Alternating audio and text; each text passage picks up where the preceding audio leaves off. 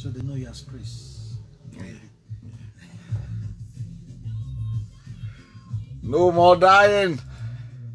Very, very soon we are going to see the King. Hallelujah. So says Brendan. We are going to see the King. Soon and very soon.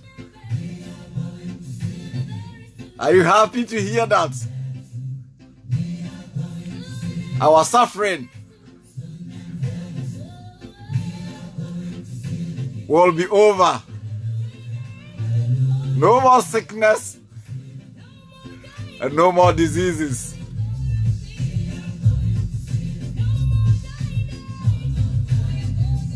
We are going to see the King.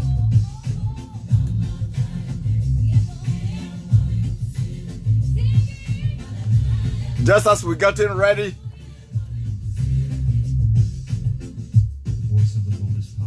to bring you our usual talk show, Kasapa Radio Health Talk, because we care about our community. We care about our women.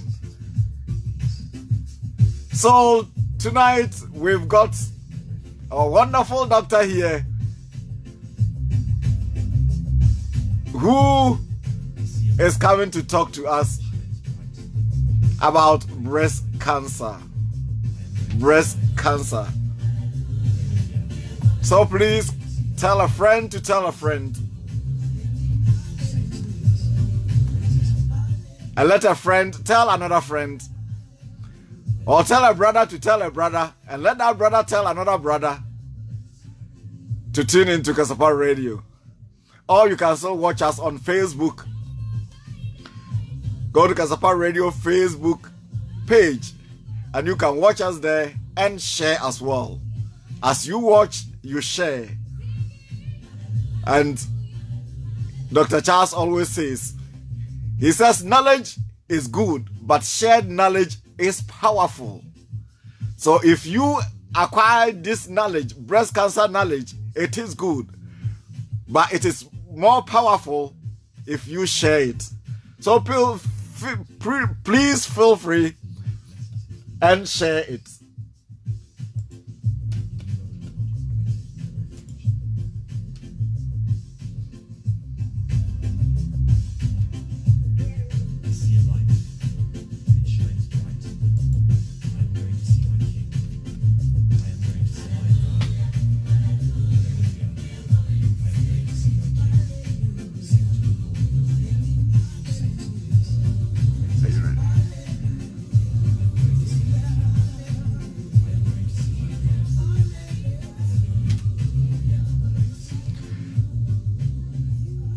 All right. We are set to go. It is 6:30. According to my clock here in the studios, and I believe everyone's clock should be reading the same time, which is 6:30. So, Dr. Charles, good evening and welcome to Kasapa Radio. Good evening, Chris. It's a pleasure to be here again, and hope you're keeping up well. Thank you. I am keeping up. So tonight we want to talk about breast cancer. Yes. We know it's something that you are passionate of. We know it's something that touches your heart. We will leave that to you if you want to say why breast cancer actually you are so keen and passionate about. We will leave that so that you will talk about it if you want to. But once again, good evening, Dr. Charles. Thank you very much, Chris. Yeah, so we are going to talk about breast cancer. We know there are a whole lot of cancers, and you are going to be of help to us. You're going to educate us on all the types and sort of cancers. But tonight we want to talk about breast cancer. So, Dr. Charles, what is breast cancer? Chris, as you said, knowledge shared is more powerful, but there's something that we have to understand, that my mentor used to tell me that, Charles, lifestyle changes doesn't come from inspiration or motivation. Lifestyle changes comes from education. And I think this is where you've given the platform for us to educate ourselves about breast cancer tonight. As you said earlier, it's a subject that is very touchy to me. And the reason is that when I moved to UK at a very young age of 35 years, my wife was diagnosed with breast cancer. And but I was fortunate that God gave us 7 years. And for those 7 years we were together. She passed away 7 years after being diagnosed with breast cancer. Yes. Oh, so it's happened in UK here? Yes. Okay. She was here when she died. So at that age, at 35, it never ever struck us that she could be diagnosed with breast cancer. Such a young and 10 years young age. The other thing is, most recently actually, another very close friend of mine, in fact from Africa, a young lady of 35, has also been diagnosed with breast cancer. So you can now see why I'm really concerned. Passionate. Such a topic is really, it touches my heart. But one thing we should understand is that breast cancer is the most common type of cancer in the UK. It is the most common? Yes, it's the most common type of cancer within the UK. Wow. And in fact, worldwide, is the most common cause of death in women worldwide. So you see why the subject is very, very important, and why we have to educate ourselves about breast cancer. If we're to go back in terms of statistics, yes, according to the International Agency for Cancer for Research in Cancer, they came out with a paper in 2012 that 14.1 million women were diagnosed with cancer worldwide. And out of this 14.1 million, 1.7 million had breast cancer. The WHO now estimates that by 2025, 19.3 million women will be diagnosed with breast cancer. So you see a jump from 1.7 million to 19. Almost more than doubled. That's right. Yeah. So, and out of that 1.7 million that were diagnosed in 2012, that were reported, cases that were reported, 58% came from sub-Saharan Africa. So we have a much higher prevalence in Africa and than what we have here in Europe. Oh, it's not good news then. Well, it is something that we just have to create that awareness, bring it to limelight, and we have to discuss it in the open. Yes, you know, in Africa, in our culture, cancer is a subject of like a taboo. People don't discuss it in the open, and there are different reasons for that we may go into later on. Yeah, just let me get some clarification here. So, why is it that I don't know if I may be wrong, but when it comes to prostate cancer, it is it is more prevalent in black men than the Caucasians. Then it comes to breast cancer. Yes, there we come again. It is common in black women than the Caucasian women. Why everything? I think if we look at the setting we have in Africa, first of all, those people who have cancers in Africa, they tend to present very late in the disease process. So they are not picked early on time.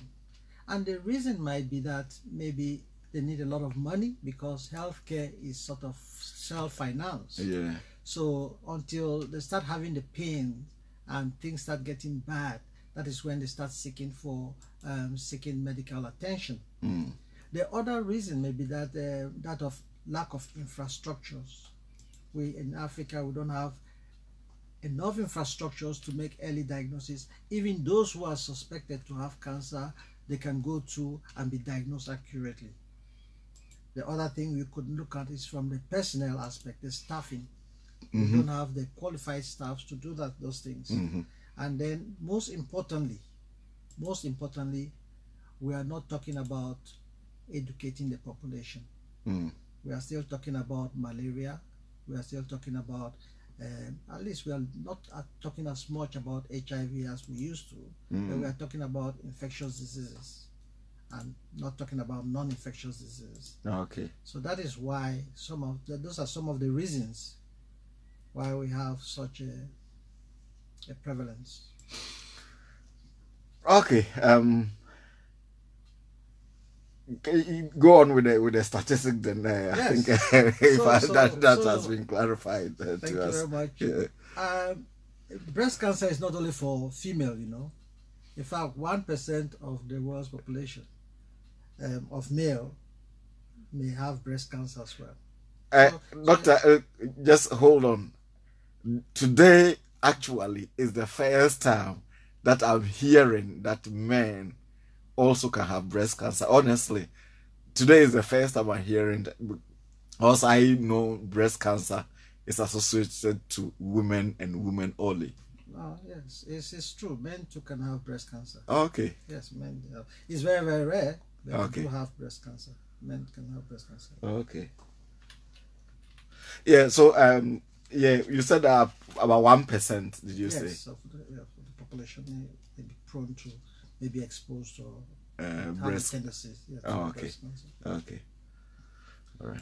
The next thing, Chris, that one has to talk about is, you see, we talk about breast cancer. What are the sort of symptoms that we should tell our people, or we should tell the audience to look for?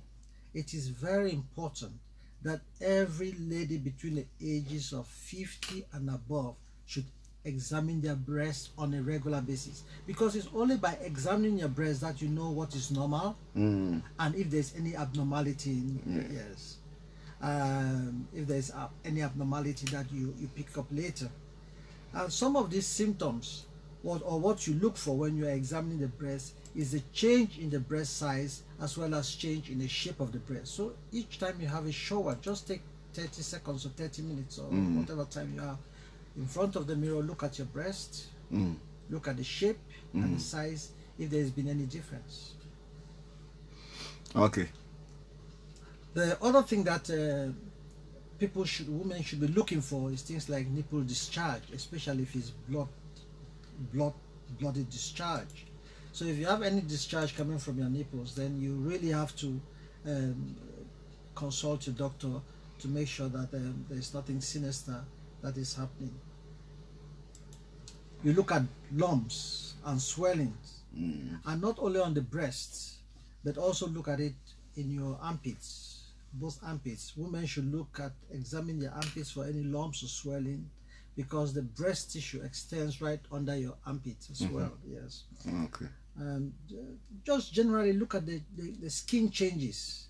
In fact, you see the orange, the peeling of an orange. Yes, so they call it the dipping skin changes. So you can see some skin changes in the breasts, and if you notice those subtle changes, it's very important that you seek some sort of consult with your doctors, with a clinician. And there are some other symptoms, things like nipples. If your nipples are inverted, if they go within instead of coming out, yes, it could be a sign of some sort of pathology going on with the breast. Yes. So you're saying if maybe they are not like that naturally, Yes, but you start seeing that your nipples are retracting. Yeah, retracting. Yes. Rather than protruding, That's then it is a sign. Yes, there can be some pathology, pathology, Okay. because it's not normal, isn't it? It's not normal. Yeah, but then obviously, if you are aging, some part of your body begins to wrinkle and shrink and other stuff. So maybe you may take it to be, oh well, it's a sign of me aging or something of that sort. That's true. You see, as I said, any woman listening to this program who is above 30 should be examining the breast. In UK, 8 out of 10 women who have been diagnosed with breast cancer are in the 50 years range. Yes. So that's why the screening program is tied to that age group. So if you are 50 years and you notice all these changes that we are talking about, then you have to start becoming very concerning. So let's I know there will be questioning time, but as you go along, I will seek a bit of clarification. So if you are not probably up to 50, does that mean if a woman is not up to 50, does that mean that woman cannot go for breast screening? No, you can. In UK, the guidelines, in fact, I was going to talk about the guidelines, but maybe since you've asked the question, we can actually talk about it now. Usually the guidelines is women between 50 to 70 years are screened every 3 years. And they go through what they call a postcode. So they come to your area, they pick up women who are 50, between 50 and 70. And then they call them, and when we talk of screening, they invite them to have what they call a mammogram. It's an x-ray of the breast. And if it's normal, then they now repeat it after 3 years. If you are above 70 years, you are taken out of that screening. But if you have any concern, you can go and see your doctor to refer you to have a mammogram. But you are not within, they will not call you. But if you are between 40 and 50, and you have a very strong family history or increased risk factors for breast cancer, then you can be screened. You are entitled to be screened annually. Okay. And when I talk about strong family history, and which of course we'll talk about, yes, as a risk factor for breast cancer, you have a strong family history for breast cancer, then you can be screened on an annual basis. Then between 30 and 40, yes, you don't go for the mammogram. What they do is they do a regular MRI scan of your breast, yes, for this. And it's common for people who've had maybe treatment, radiotherapy in the past for things like other health conditions. Okay. Yeah. So if you can continue with. So some of the other symptoms that women should be looking for are things like changes in the appearance, as I said earlier, and then also breast pain. But we should be aware that most of the breast lumps that most women will find, they may be benign, they are non-cancerous. Yes, but it doesn't mean that if you notice a breast lump, don't assume that it's non-cancerous. It's always good to go and see a clinician to examine. Just like breast pains, if you have breast pain, it's always important that you consult. Okay.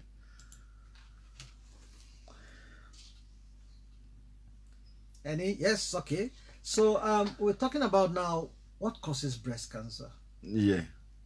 To be honest, Chris, the cause is not known. However, having said that, there are certain associating factors, risk factors, and one of it is age. Okay. So it's very rare to find somebody below 30 years to diagnose the person with breast cancer. So it's very, very unusual. It may happen, but it's very, very unusual. Yes. As you move from 30, your risk of having breast cancer increases. Okay. And when you get to about 50, it plateaus. So it doesn't increase after 50 years. So it plateaus. So now the age between 30 and 50, those are the target groups that I will be talking about. And those are the people that they have to be proactive in terms of breast examination, in terms of being more aware about those changes within their breast. I did mention about family history as a very as a risk factor. So, yeah. Yes. And honestly, I must confess that even with my wife, I don't even know the family history. I wanted to say that, so that's it's something that we are not used to. We are not used to, and so but breast cancer actually can move from parents to child. Yes, because there's a gene that can be transferred from the parents to their offspring, and this gene is called BRCA1, BRCA2 gene, and the other genes like CHEK12 or CHEK5 or so. But this gene can be transferred, as I said, and they can cause an increased risk of the offspring to have breast cancer. Yeah, we're talking about a family history. We know that back in Africa, we don't have a very good health records of our families. Then the worst of it all is those of us here. Maybe you may be here, your mom died, you don't even know what probably causes the death, or your auntie died. You have no clue what actually caused the death of that person. Then you visit your GP and they're asking your family history. Do you know of anyone in your family who might have died of this? And I don't know what normally I would just say no. But it's, doctor, is it not very worrying that we don't know our family history? Is there a way to go about it? As you being a practicing GP, is there a way that an African, if you go to your GP and they're asking you of your family history, let's just try to clear that, then we can go back to the breast cancer issue. No, it's if what you don't know, you don't know. Yes, you can't do much about that. There is no way. Sometimes the only way we can do is to ask. The only way we can know things is by asking, isn't it? And the Bible says, ask and you shall receive. So ask questions. Yeah. Ask questions. When we go do it, ask our parents, what sort of illness or ailment you have. We don't. Yes. Have you been diagnosed with blood pressure or this? But those are questions we should be asking our parents. Yes. If you're sick, what is the problem? Yes. What is the hospital saying? What is the diagnosis? You understand? Yes. So if we're not asking, we'll never know. If you go to see your doctor and the doctor asks you questions and you don't know the answers, then there's very little you can do about that. Yes, that is what I'm saying. Yeah, it is very worrying because I can't remember. I was working with a friend, and this friend doesn't like going to the hospital or going to see the GP over here, as it said. So there was a small lump at his shoulder, and the wife said that go and then see your GP with this lump. I said, oh no, it's just probably I was lifting something, and so it's okay. I'm okay. So about 1 year, this man never went. Then the wife just decided to call the workplace and say that that particular day the husband was not coming to work. He was going to see his GP. Then they went and he was admitted immediately, and the doctor said if he had waited for a month, that would have been the end, because that was a cancerous lump or whatever it was that was appearing over there. And obviously they've been looking for that man because according to his family history, his great granddad or whatever died of cancer. So I think he has changed about 2 or 3 addresses, but they were actually, they said they've been sending letters trying to get him to come in because he had hit age 45 or so. So they were looking for him to do some tests or some other things for him. So you see, it's very, very helpful with this family history thing. That's right. Yeah, but we don't have it. No, but you, at least you don't want a situation where your children will grow up tomorrow and they won't know if my father was diabetic or the father was hypertensive because he just dropped dead. Yes. The gentleman, for example, if his offsprings grow up tomorrow and they are in this country and they ask them, did your dad have skin cancer or had cancer? And the children will say, I don't know, or we don't know. And the reason is because the father never actually followed through his treatment, his diagnosis. Yes. So those are the gaps that we have to fill. We are more enlightened. We are more self-aware. We are conscious now. So we shouldn't repeat what yes, we're in a different situation. We're in a different place at the moment. Yeah, so we can continue with the symptoms. I think you haven't finished with the symptoms. So as I said, family history is very important. It's very, very important when it comes to risk of breast cancer. And family history, I'm talking of close family people. For example, from one side, your mother, the daughter, or the daughter's or the granddaughter had breast cancer. Then the other siblings should be very, very aware of that and maybe seek some help. And other people, ladies who've had breast cancer, it doesn't mean that because you've had breast cancer, you've been treated for breast cancer, you may not have it again. Sometimes it may come on the same breast or the other breast. So you are also at risk of having breast cancer if you've had breast cancer once. We talk about people with benign lesions. There are some breast lumps that are non-cancerous, but these are atypical growths. They can actually become cancerous. It's just like having a mole in a skin mole. What we call skin lesion. It's a mole. It's a benign lesion, but sometimes the mole can actually transform to become skin cancer. So they tell you to look for those subtle changes. Alcohol intake has been implicated, just like lifestyle changes. We'll talk about that later. Alcohol intake as well as obesity. So weight, and there's been studies to show that people who are obese, because they tend to retain a lot of estrogen. Women who are obese, overweight, they tend to store a lot of estrogen in the system, and this estrogen can cause changes in the breast cells that can multiply to become cancerous.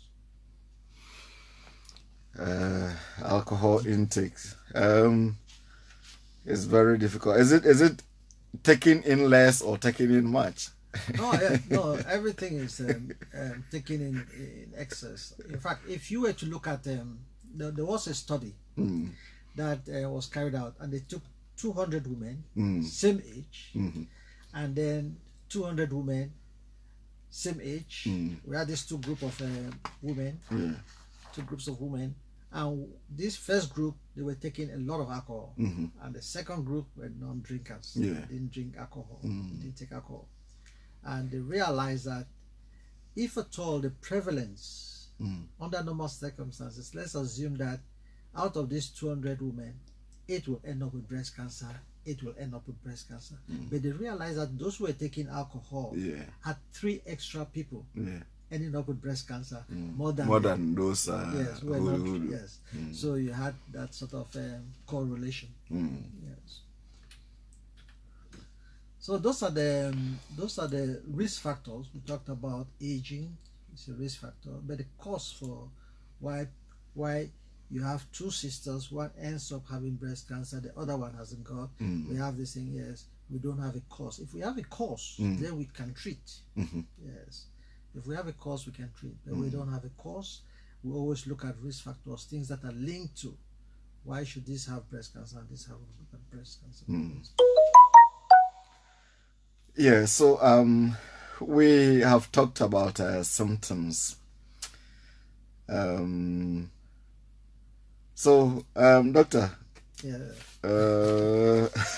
it's very difficult, and I know we will have to talk about the symptoms. We have to talk about it over and over and over and over, because the most important thing about this breast cancer awareness or fighting is all about the symptoms.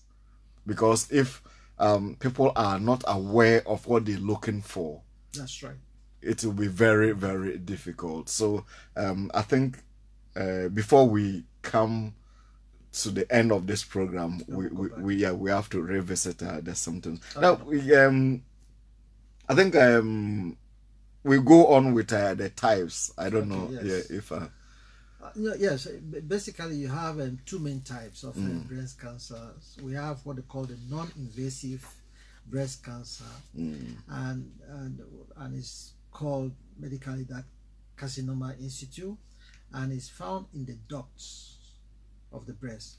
You see, the breast has glands that's secret milk, isn't it? And this milk is now transported through ducts to the nipples for the baby to feed. Breastfeed, yes. So sometimes you may have an invasive breast carcinoma that is inside the duct, and sometimes you have what they call invasive breast.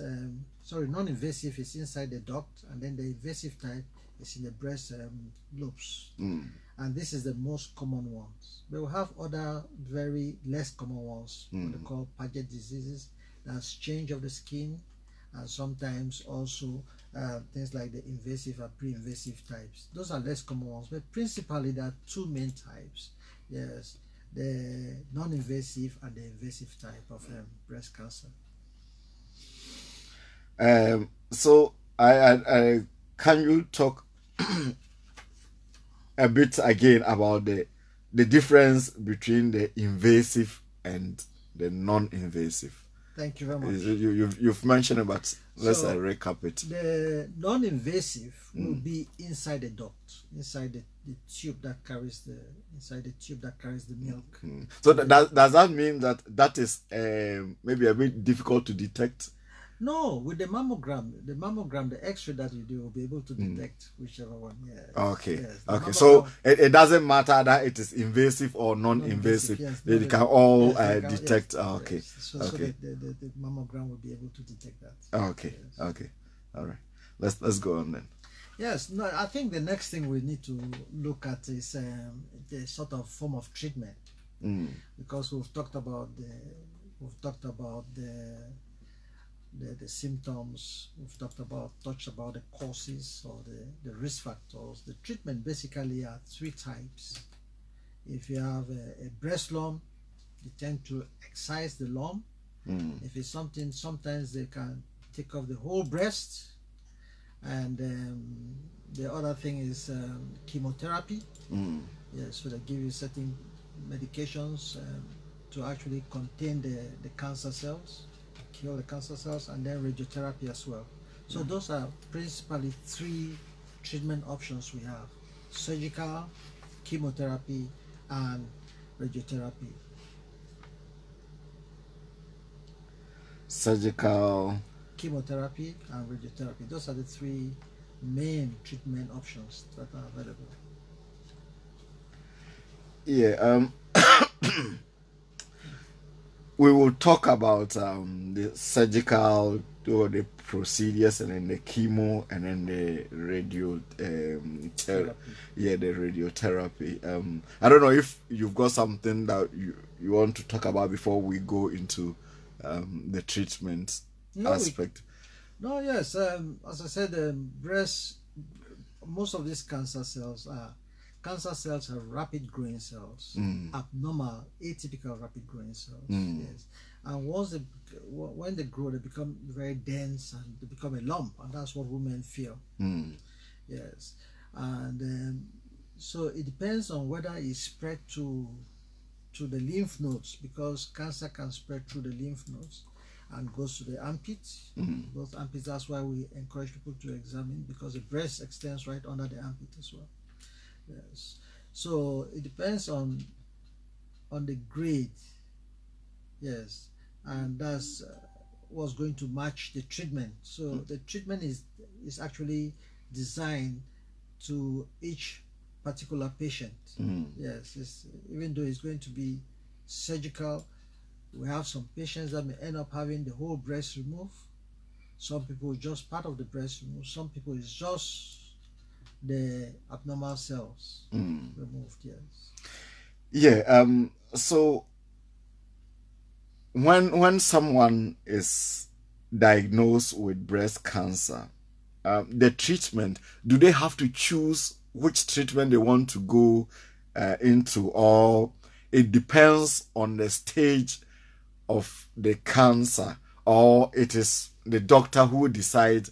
No, look at you and say, okay, you will need surgery, you will need chemo, you will need radiotherapy. How does the treatment? That's a very good question, please. Very good question, actually. You see, when you do breast screening, that's one of the advantages of breast screening, because you pick up these things at a very early age, at a very early stage, and the treatment is the prognosis, the treatment outcome is excellent. And for example, if you have a lump in your breast and you don't go to consult or to see a doctor, and the lump keeps growing, the breast cancer can metastasize, can spread through the bones, can go to the lungs, can go to affect other organs. Yes, the breast cells, the breast cancer can metastasize to other organs. So if you get, at what stage, if you get your presentation is at a very late stage, then there's very little they can do in terms of treatment. Yes, if it's gone to your liver, if it's spread to your lungs, if it's spread to the other parts of the body, there's very little they can do. Yes, but if you get it on time, they can contain it from spreading. Okay. Yes, so to answer your question, it depends on the stage at which the patient presents. And sometimes that is why a place like Africa, as I said before, because of late presentation, the mortality rate is very high. Yes, because by the time they go to see the doctor, there is very little that they can do. Okay.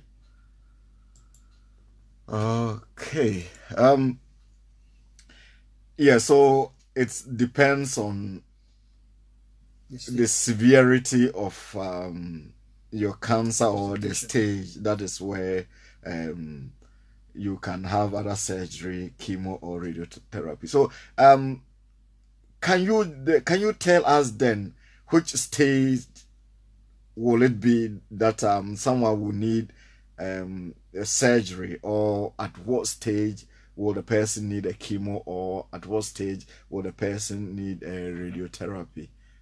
Yeah, sometimes.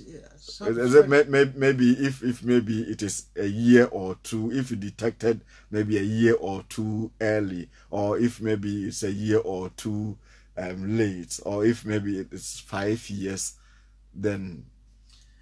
Yeah, I think once you hear, we have what they call a 2-week rule.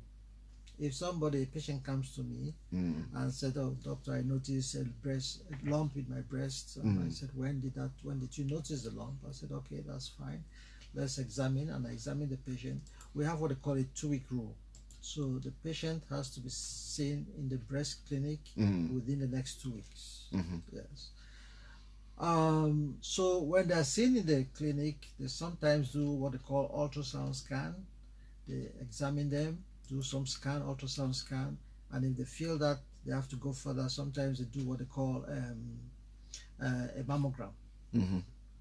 With the ultrasound scan, as I said earlier, there are some breast lumps that are benign. They call them cysts, breast cysts. Women feel their breasts, they have a lot of lumps. Sometimes they have cysts that these cysts are being drained, and they send to them and say, okay, it's not cancerous, they're happy with that. You understand?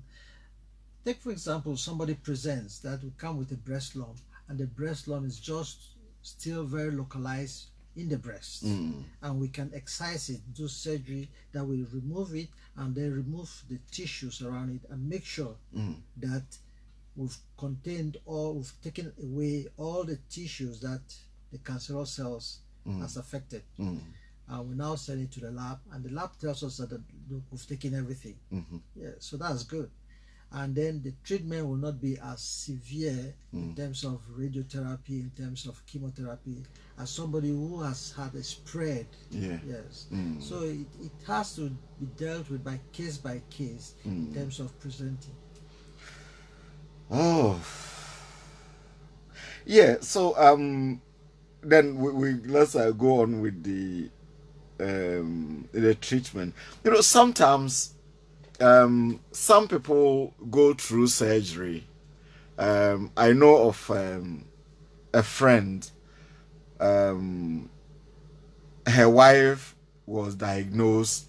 I think it was late, because the wife had to go through chemotherapy, and I think about 4 years ago, then just last year, they said, well, they have detected another cancer again. So, doctor, how is it that you are diagnosed, then they said, oh, you are treated, they've declared you free from any symptoms, then all of a sudden, not up to a year or two, it comes again that, oh, we've seen some cancer cells growing in another part of the body. Does that mean the treatment wasn't right, or why should that happen? Now, as I said earlier, Chris, that those who've had breast cancer, they stand an increased risk of having a breast cancer, another breast cancer. They are not exclusively excluded from having breast cancer. It doesn't mean that because you've had breast cancer once, you will never have. You can still have breast cancer in that same breast. After the treatment? After the treatment, and they said you're all clear, it doesn't mean that you are exempted. You still have an increased risk of breast cancer. Yes. So it is very possible. It doesn't mean that the first treatment was inadequate or was not. It's just that you are at risk. It's just like, as I said, somebody who is obese and somebody who is slim. The person who is obese is at risk of having breast cancer compared to a very thin person, just like a person who exercises. Yes. So it's still possible. Okay. Let's continue then. Yes. So we'll just go back to, in terms of the screening, and it's very good we understand the UK screening guidelines for breast cancer. As I said earlier, those people between 30 and 40 years with a very strong family history, with a very severe or very high risk factors for breast cancer, they should actually have a chat with their doctor and see if it's possible for them to have an MRI scan. Yes, we've had some patients who have had things like lymphomas, that they've had radiotherapy when they were young. Those are people that, because they've had radiotherapy, they have an increased risk. And radiotherapy can cause cellular changes. And these cells, when they start changes, and they start growing very rapidly, so they'll be at risk of having breast cancer. Yes. Then for those who are between 40 and 50 with moderate or high risk of breast cancer because of the family history, should also see their doctor to have yearly mammogram. So you have mammogram, which is an X-ray of the breast. And then, as I said, the normal, anybody who is listening tonight and between 50 and 70, if you've not had a letter from the breast screening team, it's very important that you contact them. You can go online and check. The number is there,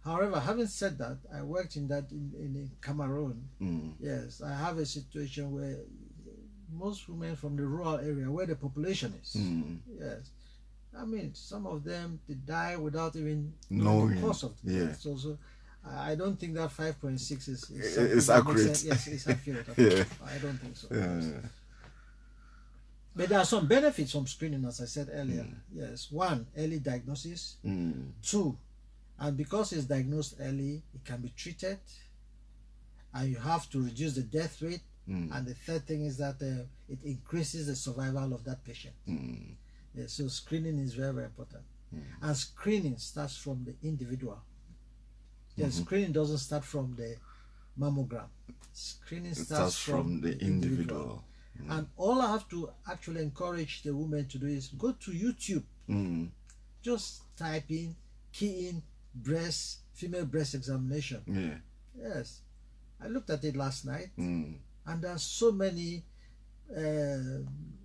instructions or guidance on how to examine your breast. Yes. So you just Google it. Everything now is Google. Yes, Google it or YouTube it. Yes. So it's there. Screening starts with you. Yeah. Oh, thank you so much. There are some myths that I want us to get cleared.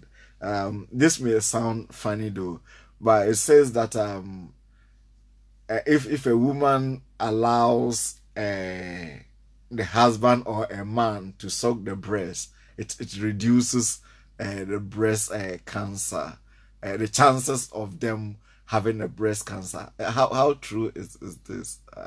I've come across it so many times. It sounds funny. Yeah. I don't know if that is true or not. I've heard about that, and to be honest, I don't think I've read anything about that to confirm whether it reduces the risk of having breast cancer. Yes, I don't think it's something that I've come across, and I don't think it's correct. Okay. Yes. Okay. All right. So let's continue with what you have. So we have also the other interesting thing, Chris, that we can talk about is things like those young ladies who are on the pill, contraceptive pills. Yes. If they're on contraceptive pills, and that's why we tend to call them back on an annual basis. Yes, annually, to actually examine them, take their blood pressure that I mentioned the last time. But most importantly, because being on the pill contains estrogen. Yes. And estrogen is something that can cause the breast cells to change and then give you an increased risk of breast cancer. So if you're on the pill, it is much more onto you to examine your breast on a regular basis. Yes, because it gives you an increased risk already. Oh, so you're family planning. You're saying that family planning pills can increase your chance of getting breast cancer? Of course, it can. Wow. Yes, it can. Sometimes. Is it a particular pill? Because I know there are different pills. Principally, there are two types. We have what they call the combined pill and the progesterone only pill. And combined pill, you have the estrogen and progesterone. Yes. So the pill, contraceptive pill, has a risk. However, if you stop taking the pill, yes, the risk of you having breast cancer starts dropping. Okay. And when you, just like smoking, when you stop smoking, after 20 years, your lungs should be like somebody who has never smoked before. Cleared. Yes, cleared. And after 10 years, after stop taking the pills, the risk of you having breast cancer is equivalent to any other woman of your age and lifestyle. Wow. Yes. Okay. Doctor, we've got our 10 minutes to go. You will continue with what you have, your education, but then if it's left with about 5 minutes, I would like you to recap the symptoms. The symptoms once again, so that we will come to an end. But for now, if you can continue with what you have. Yes. So the other thing is, what about those women who want to go on HRT? hormone replacement therapy. Those are women who are approaching menopause. They've stopped having periods.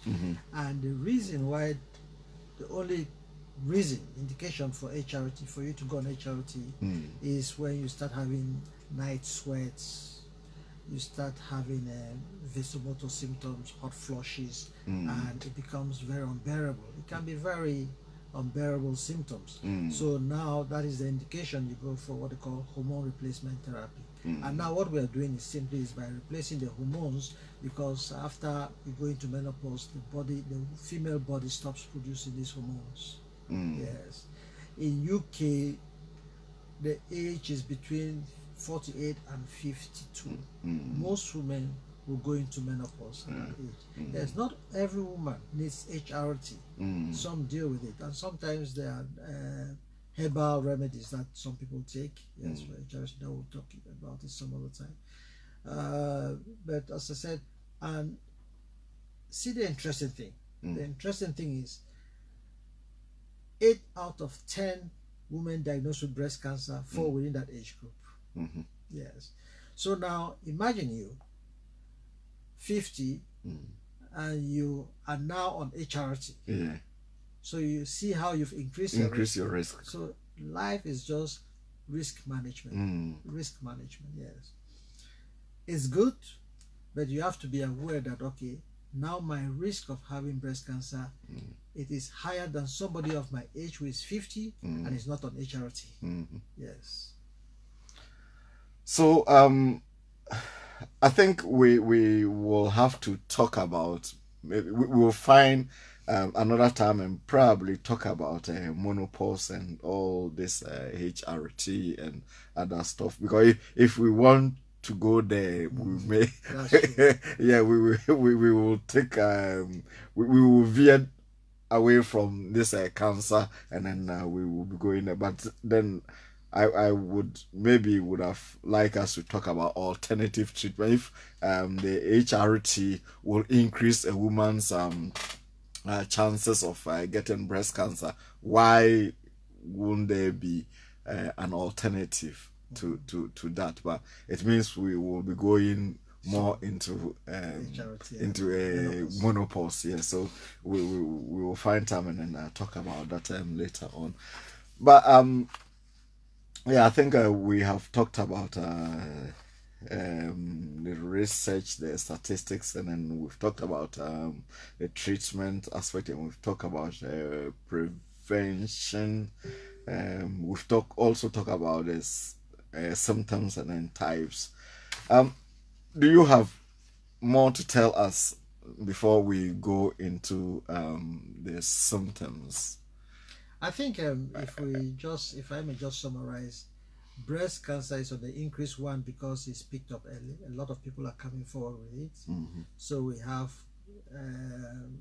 with the screening as well.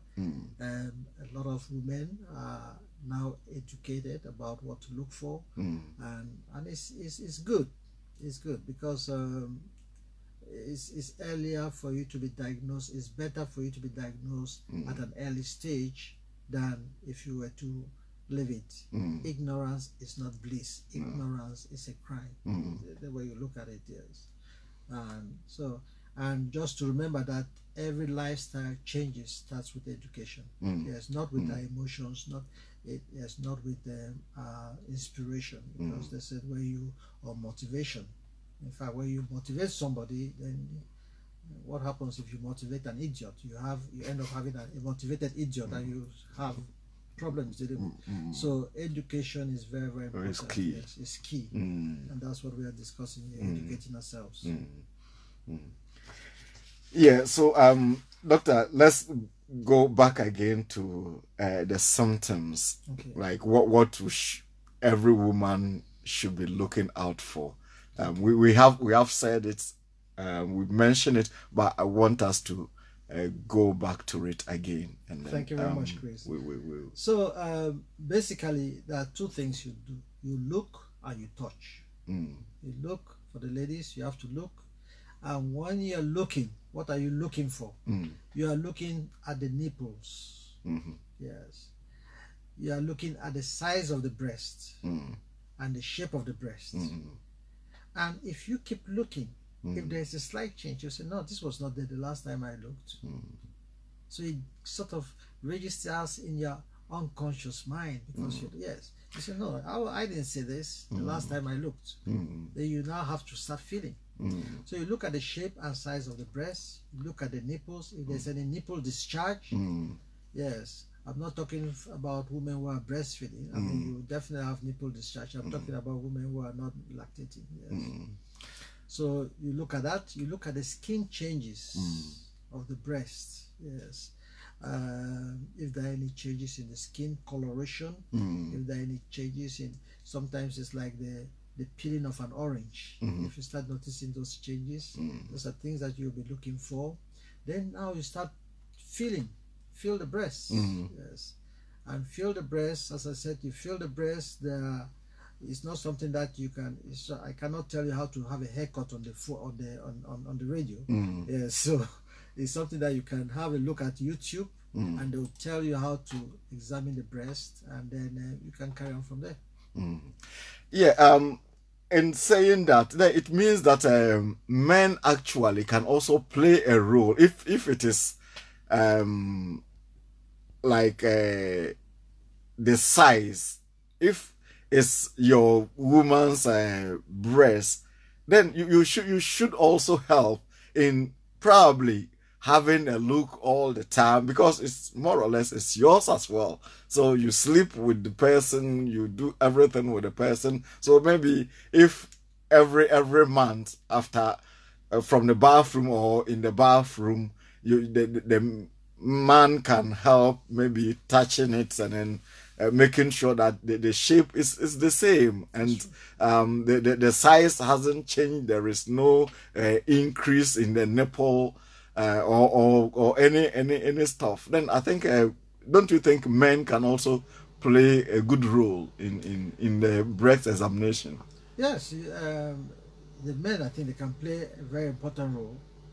One, if you see that there is some changes in your wife's breast, then you can actually draw her attention to it. Say, look, honey, I didn't see this the last time. This is something new. You go and check. Just like the case that you mentioned, it was the wife that was asking the husband. In fact, she went all the way to book for an appointment for the husband to go for that. Yes. So if we're to conclude from that, or just extrapolate from that scenario, if the wife did not take that step, the gentleman would not have gone to see the doctor. Yes, you understand. So it's a and the wife may not be aware of those changes. So the husband can bring her attention to those changes and advise her to say, look, honey, I'm concerned about this. You see, you keep having discharge in your bra, on your bra, and that sort of things. Yes. And not only that, we talked about lifestyle changes. So lifestyle changes is something that I always believe that educate a woman, you educate the family, and you educate the nation. Yes. So because our lifestyle changes starts from the home, what we eat, when we sleep, everything is the woman that organizes that does it. Yes. So and the woman, I mean, you go home, what you eat is what your wife prepares. That's right. So that education starts from home, and that's where the man can come in and take a decision. Say, okay, let's try and see how healthy we can have a healthy lifestyle by what we eat. So those are things that we shouldn't downplay. Those simple things are important. Okay. So soon our time is up. It's 7:30 in the studios here, and we will be bringing this wonderful educational session to an end. But before that, Dr. Charles is the person we have in the studio here who is doing all the talking and all the education going on here. So, Dr. Charles, your last word, or your just a big summary, so that the final word is, your health is your responsibility. My health is my responsibility. But there are systems in place to actually promote us to live healthily.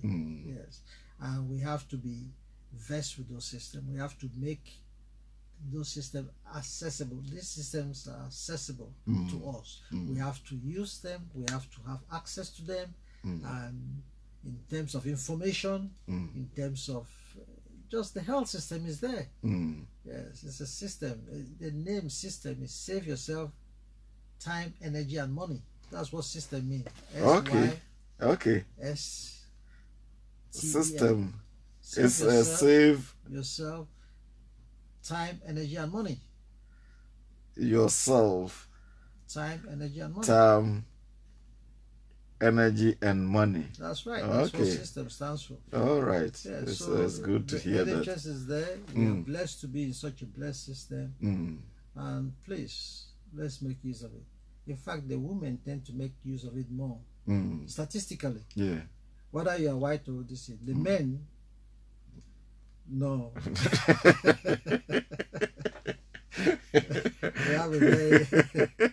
we have a very poor outcome when it comes to accessing our own health. Yes, it's a problem. I don't know whether it's a man's culture, it's a man thing. I don't know. Your health is your responsibility. Yeah. Thank you very much. Okay. Thank you so much. Once again, we want to thank Dr. Charles for his education to our community. His education and dedication to our community. Dr. Charles, we can't say enough for what you're doing to our community. You're doing for our community. We thank you so much for your time. You've just finished work. I know you have to go and also pick your wife from work, and you've stopped all that and you are here dedicating 1 hour to give us this wonderful education. We really so much appreciate it. And kudos to Black Rose, wherever you are. Greetings to you. And Maximo, I know you're listening. I know you are busy. You wish you should have been here to take your seat, but the right time will come. But for now, it is your host has been Christopher, who have been having this chat with Dr. Charles. So we will bring this program to an end, but we'll continue asking you to tune in to Kasapa Radio, where all the good stuff happens. And for your sake, thank you.